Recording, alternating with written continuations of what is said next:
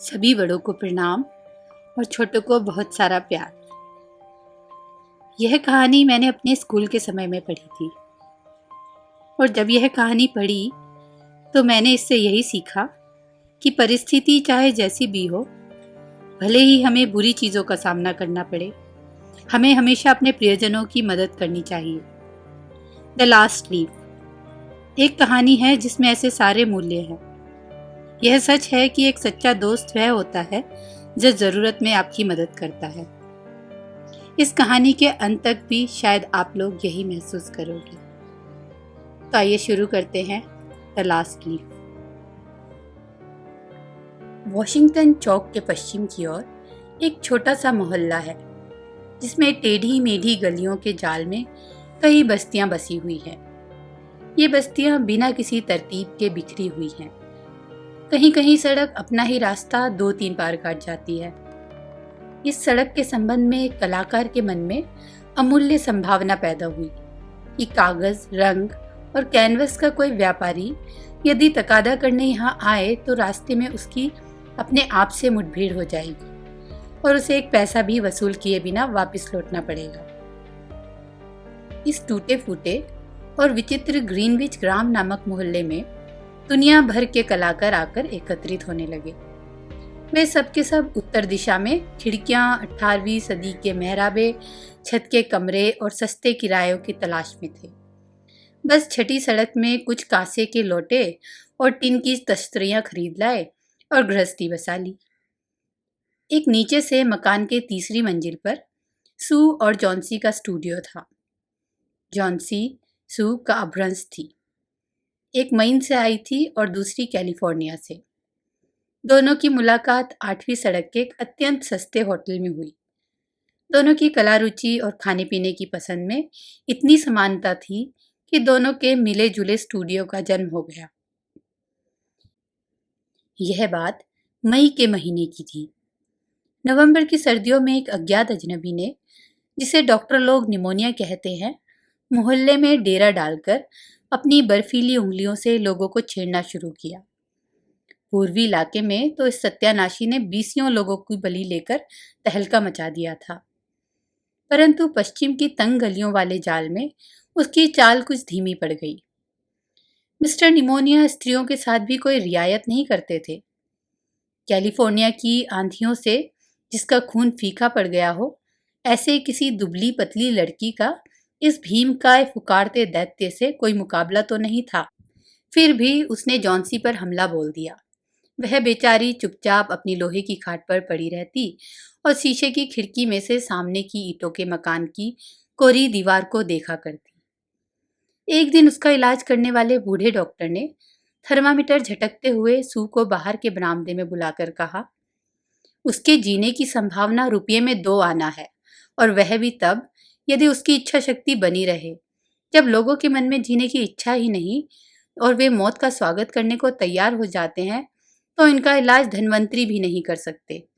इस लड़की के दिमाग पर भूत सवार हो गया है कि वह अच्छी नहीं होगी।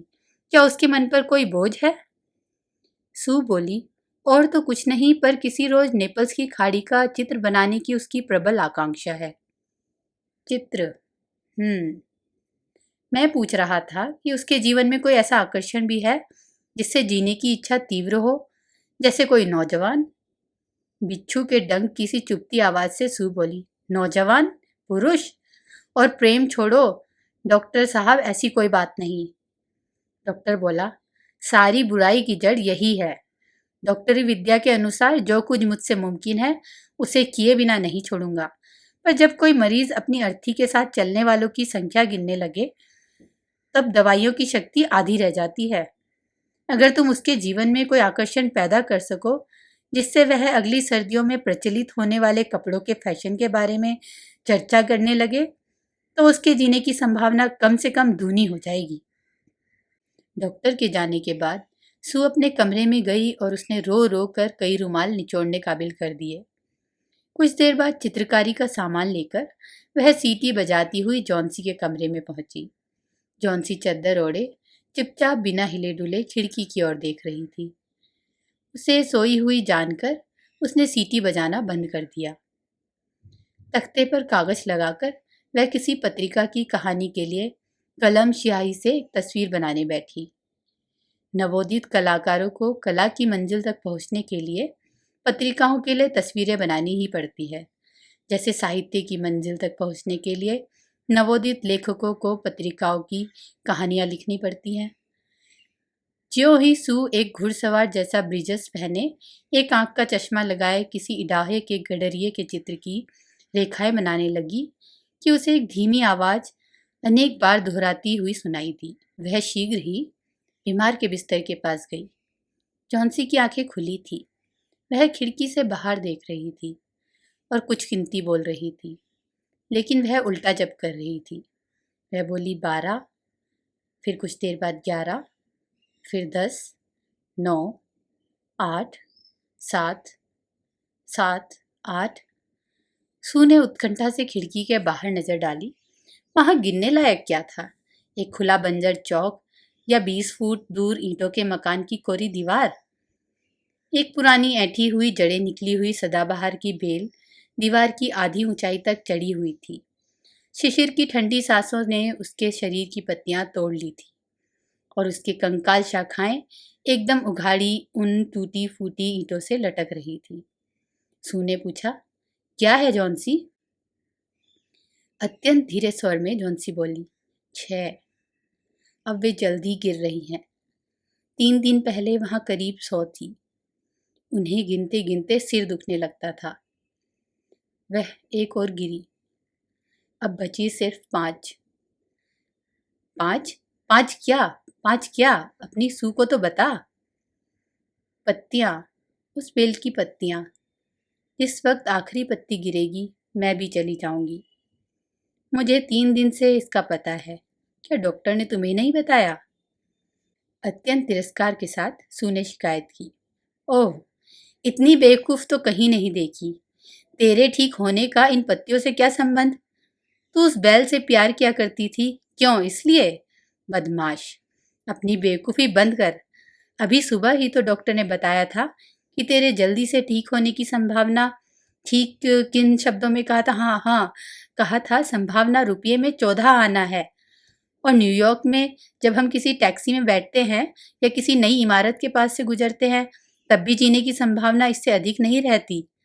अब थोड़ा सूप पीने की कोशिश कर और अपनी सू को तस्वीर बनाने दे, ताकि उसे संपादक महोदय के हाथों बेचकर वह अपने बीमार बच्ची के लिए थोड़ी दवा दारू और अपने खुद के पेट के लिए कुछ रोटी पानी ला सके। अपनी आंखों को खिड़की के बाहर टिकाए जॉन्सी बोली, तुम्हें अब मेरे लिए सूप लाने की जरूरत नहीं। वह एक और गिरी। नहीं, मुझे सूप की जरूरत नहीं। अब सिर्फ 4 रह गई। अंधेरा होने से पहले उस आखिरी पत्ती को गिरते हुए देख लूं बस, फिर मैं भी चली जाऊंगी। सू उस पर झुकती हुई बोली, प्यारी जॉन्सी, तुझे प्रतिज्ञा करनी होगी कि तू आंखें बंद रखेगी और जब तक मैं काम करती हूँ खिड़की से बाहर नहीं देखेगी। कल तक ये तस्वीर पहुंचा देनी है। मुझे रोशनी की जरूरत है, वरना अभी खिड़की बंद कर देती। जॉन्सी ने रुखाई से पूछा, क्या तुम दूसरे कमरे में बैठकर तस्वीर नहीं बना सकती? सू ने कहा, मुझे तेरे पास ही रहना चाहिए। इसके अलावा मैं तुझे उस बेल की तरफ देखने देना नहीं चाहती। किसी गिरी हुई मूर्ति की तरह निश्चल और सफ़ेद अपनी आंखें बंद करती हुई जॉन्सी बोली, काम खत्म होते ही मुझे बोल देना, क्योंकि मैं उस आखिरी पत्ती को गिरते हुए देखना चाहती हूँ। अब अपनी हर पकड़ को ढीला छोड़ना चाहती हूँ और उन बेचारी थकी हुई पत्तियों की तरह तैरती हुई नीचे नीचे नीचे चली जाना चाहती हूँ। सू ने कहा, तू सोने की कोशिश कर। मैं खान में मजदूर का मॉडल बनने के लिए उस बहरमैन को बुला लाती हूँ। अभी 1 मिनट में आई। जब तक मैं नहीं लौटूं तू हिलना मत। बूढ़ा बहरमैन उनके नीचे ही एक कमरे में रहता था। वह भी चित्रकार था। उसकी उम्र 60 साल से भी अधिक थी। उसकी दाढ़ी माइकल एंजेलो की तस्वीर के मोजेस की दाढ़ी की तरह किसी बदशक्ल बंदर के सिर से किसी भूत के शरीर तक लहराती मालूम पड़ती थी। बहरमैन एक असफल कलाकार था। 40 वर्षों से वह साधना कर रहा था, लेकिन अभी तक अपनी कला के चरण भी न छू सका। वह हर तस्वीर को बनाते समय यही सोचता था कि यह उसकी उत्कृष्ट कृति होगी, पर कभी भी वैसा नहीं बना पाता। इधर कई वर्षों से उसने व्यावसायिक या विज्ञापन चित्र बनाने के सिवाय यह धंधा ही छोड़ दिया था। उन नवयुवक कलाकारों के लिए मॉडल बनकर, जो किसी पेशेवर मॉडल की फीस नहीं चुका सकते, वह आजकल अपना पेट भरता था। वह जरूरत से ज्यादा शराब पी लेता था और अपनी उस उत्कृष्ट कृति के विषय में बकवास करता, जिसे सपने में वह संजोता था। वैसे वह बड़ा खूंखार बूढ़ा था, जो नर्म आदमियों की जोरदार मजाक उड़ाता और अपने को इन दोनों जवान कलाकारों का पहरेदार कुत्ता समझता था। सू ने बहरमैन को अपने अंधेरे अड्डे में पाया। उसमें से बेर की गुठलियों की गंध आ रही थी। एक कोने में वह कोरा कैनवस खड़ा था, जो उसकी उत्कृष्ट कलाकृति की पहली रेखा का अंकन पाने की 25 वर्षों से बाट जो रहा था। उसने बूढ़े को बताया कि कैसे जॉन्सी उन पत्तों के साथ अपने पत्ते जैसे कोमल शरीर का संबंध जोड़कर उनके समान बह जाने की भयभीत कल्पना करती है और सोचती है कि उसकी पकड़ संसार पर ढीली हो जाएगी। बूढ़े बहरमैन ने इन मूर्ख कल्पनाओं पर गुस्से से आंख निकालकर अपना तिरस्कार व्यक्त किया। वह बोला, क्या कहा? क्या अभी तक दुनिया में ऐसे मूर्ख भी हैं जो सिर्फ इसलिए कि एक उखड़ी हुई बेल से पत्ते झड़ रहे हैं अपने मरने की कल्पना कर लेते हैं? मैंने तो ऐसा कहीं नहीं सुना। मैं तुम्हारे जैसे बेवकूफ पागलों के लिए कभी मॉडल नहीं बन सकता। तुमने उसके दिमाग में इस बात को घुसने ही कैसे दिया? अरे बेचारी जॉन्सी, सू ने कहा, वह बीमारी से बहुत कमजोर हो गई है और बुखार के कारण ही उसका दिमाग में ऐसी अजीब अजीब कलुषित कल्पनाएं जाग उठी है। अच्छा बूढ़े बहरमैन, तुम अगर मेरे लिए मॉडल नहीं बनना चाहते तो मत बनो, हो तो आखिर उल्लू ही। बहरमैन चिल्लाया, तू तो लड़की की लड़की ही रही। किसने कहा कि मैं मॉडल नहीं बनूंगा? चल, मैं तेरे साथ चलता हूँ। आधे घंटे से यही तो झीक रहा हूँ कि भाई चलता हूँ चलता हूँ। लेकिन एक बात कहूँ, यह जगह जॉन्सी जैसी अच्छी लड़कियों के मरने लायक नहीं है। किसी दिन जब मैं अपनी उत्कृष्ट कलाकृति बना लूंगा, तब हम सब यहाँ से चल चलेंगे, समझी? हाँ। जब वे लोग ऊपर पहुंचे तो जॉन्सी सो रही थी। सू ने खिड़कियों के पर्दे गिरा दिए और बहरमैन को दूसरे कमरे में ले गई। वहां से उन्होंने भयभीत दृष्टि से खिड़की के बाहर उस बेल की ओर देखा। फिर उन्होंने बिना एक भी शब्द बोले एक दूसरे की ओर देखा। अपने साथ बर्फ लिए हुए ठंडी बरसात लगातार गिर रही थी। एक केतली को उल्टा करके उस पर नीली कमीज में बहरमैन को बिठाया गया, जिससे चट्टान पर बैठे हुए किसी खान के मजदूर का मॉडल बन जाए। 1 घंटे की नींद के बाद जब दूसरे दिन सुबह सू की आंख खुली तो उसने देखा कि जॉन्सी जड़ होकर खिड़की के हरे पर्दे की ओर आंखें फाड़ कर देख रही है। सुरसुराहट के स्वर में उसने आदेश दिया, पर्दे उठा दे, मैं देखना चाहती हूँ। विवश होकर सू को आज्ञा माननी पड़ी। लेकिन यह क्या? रात भर वर्षा, आंधी, तूफान और बर्फ गिरने पर भी ईंटों की दीवार से लगी हुई उस बेल में एक पत्ती थी। अपने डंठल के पास कुछ गहरी हरी, लेकिन अपने किनारों के आसपास थकावट और झड़ने की आशंकाएं लिए पीली पीली वह पत्ती जमीन से कोई 20 फीट ऊंची अभी तक अपनी डाली से लटक रही थी।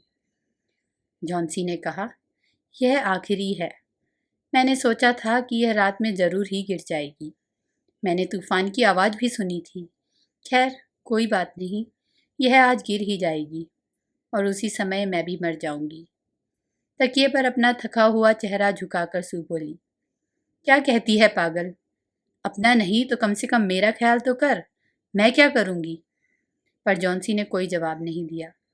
इस दुनिया की सबसे अकेली वस्तु यह आत्मा है।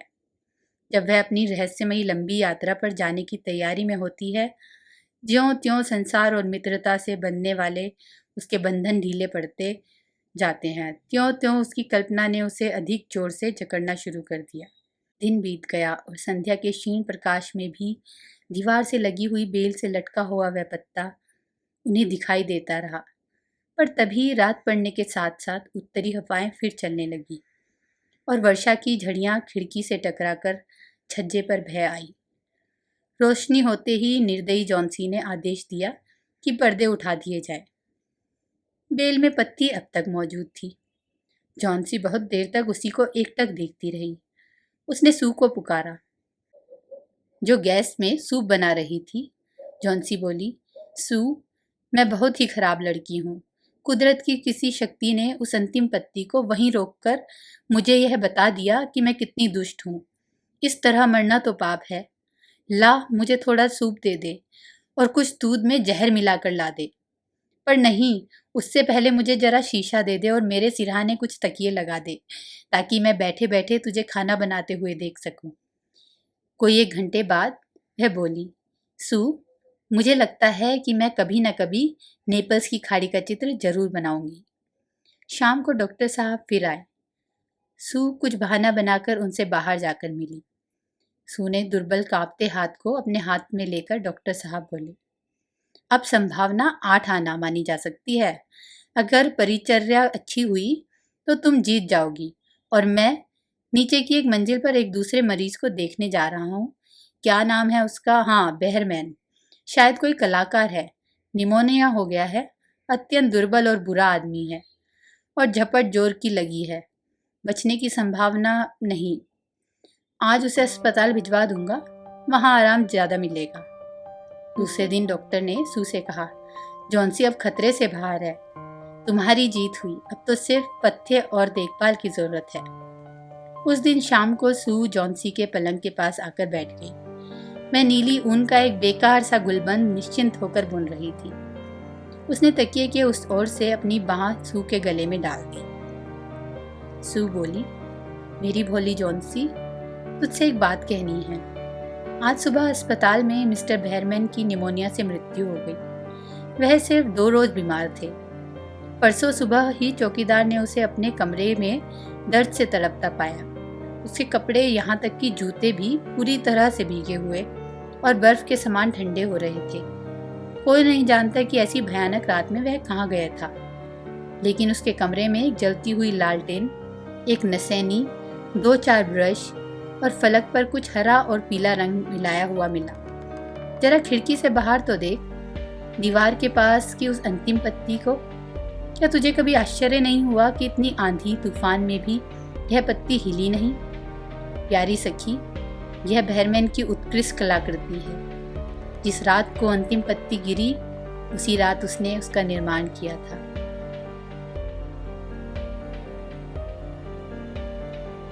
तो ये थी ओ हेनरी की सर्वश्रेष्ठ कहानियों में से एक, बिलीव। उम्मीद एक ऐसी चीज़ है जिससे हम बड़ी से बड़ी, छोटी से छोटी, कितनी कठिन से कठिन परिस्थितियों को भी मात दे सकते हैं।